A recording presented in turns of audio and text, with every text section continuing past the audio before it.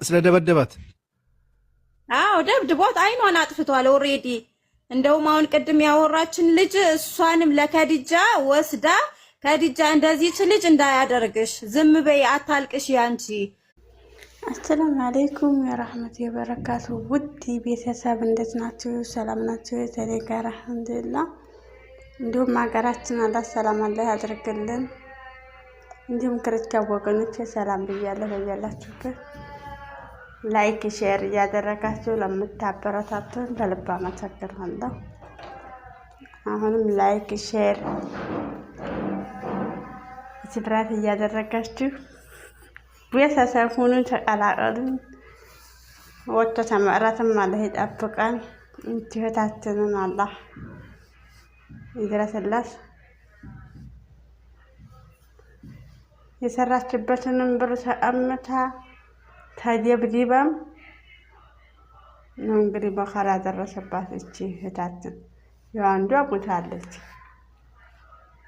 ለምንድን ነው እንደዚህ መከራ ግፍ የሚበዛብን እኛ ኢትዮጵያውያን? ለምንድን ነው እንዲህ ኢትዮጵያውያኖች ግፍ መከራ ነው እኮ በጣም ነው እኮ የሚበዛብን። እኛ ነን የስራ ጫና የሚፈጠርብን እኛ ላይ ነው። ሌሎችን እኮ ዜጋ ይፈራሉ። የኔ ሴትዮ እንግሊዝን አምጥታ 9 ወር ተቀምጣ ሄዳለች። ተጣልተው ሄደች። ግን በጣም ያከብሯታል፣ ሁሉም ይፈሯታል፣ በጣም ነው የሚወዷት። ስራ ግን የበለጠ የምትደፋው እኔ ነኝ የምሰራው ማለት ነው።